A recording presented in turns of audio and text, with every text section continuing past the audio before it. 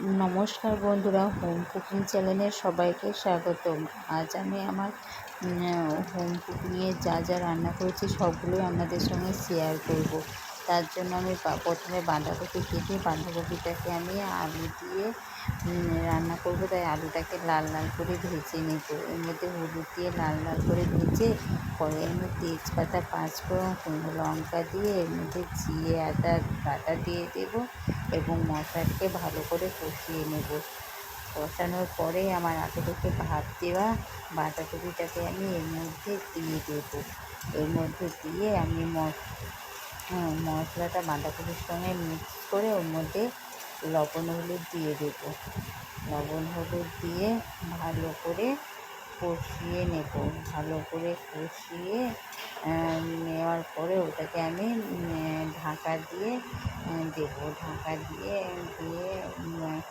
ঢাকা দেওয়ার পরে আমি ফের বাঁধাকপিটাকে ভালো করে কষাতে থাকবো। বাঁধাকপিটা যত ভালো কষাবে তত ভালো খেতে লাগবে বাঁধাকপিটার সঙ্গে। ভালো করে কষানো হয়ে গেলে এরপরে আমি এর মধ্যে সামান্য পরিমাণ চিনি দিয়ে দেবো।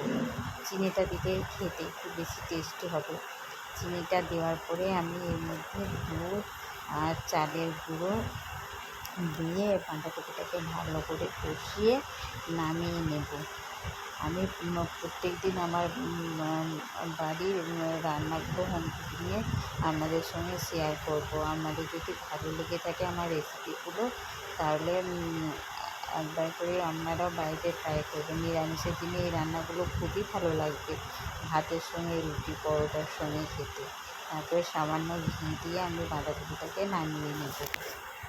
এই যে রান্নাটা হয়ে যাওয়ার পরে আমি রান্না করব আলু পটল ডাঁটা দিয়ে একটা তরকারি। তার জন্য আমি কড়াইয়ে তেল গরম করতে দিয়ে আমি সব উপকরণগুলো এক এক করে ভেজে নেব। প্রথমে আমি আলুটাকে লাল লাল করে ভেজে তুলে নিয়ে ওর মধ্যে আমি পটলটা লাল লাল করে ভেজে ওর মধ্যে পাঁচফোড়ন, তেজপাতা, শুকনো লঙ্কা দিয়ে দেবো। প্রত্যেকটা রেসিপিতে আমি ফোড়ন দিই, কারণ আমার শাশুড়িমা বলে রান্না শুধু করতে নেই, ফোড়ন দিতে হয়, তার জন্য ফোড়নটা দিই। ফোড়ন দেওয়া হয়ে গেলে এরপরে আমি ডাঁটাটা ওর মধ্যে দিয়ে দিলাম। যেহেতু কড়াইয়ে তেল ছিল তার জন্য আলাদা ডাঁটাটাকে ভাজলাম না, ওর মধ্যে দিয়ে ভালো করে ভেজে নিলাম। এবার আমি এর মধ্যে মশলা দেবো জিরে, আদা, ধনে আর সামান্য পরিমাণ চারমগজ। তার মধ্যে বেটে নিরামিষের রান্না, তার জন্য আমি একটু সামান্য পরিমাণ চারমগজ দিলাম। এবার এরপরে ভালো করে মশলাটাকে কষিয়ে এর মধ্যে আমি জল দিয়ে দেবো। তার পরিমাণ মতো লবণ হলুদও দিয়ে দিতে হবে। জল দিয়ে এবার আমি এটাকে সিদ্ধ হতে দেবো।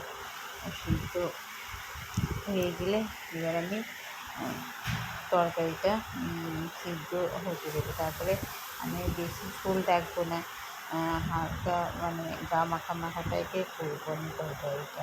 এইসব রেসিপিগুলো নিরামিষের দিনে খেতে খুবই ভালো লাগে। প্রত্যেক দিন মাছ মাংস দিন তো ভালো লাগে না। এই যে তরকারিটা আমার ফুটছে, এরপরে আমি তরকারিটাকে নামিয়ে নেব। আর আগে থেকে আমি মুগের ডাল এবং আমড়ার চাটনি করে রেখেছিলাম। আজকে মেনুতে ছিল বাঁধাকপি আলু দিয়ে ঘন্ট, আর ডাঁটা আলু পটল দিয়ে একটা তরকারি, আর মুগের ডাল আর চাটনি, আর তার সাথে ছিল গরম গরম ভাত। আপনারা অবশ্যই ট্রাই করবেন।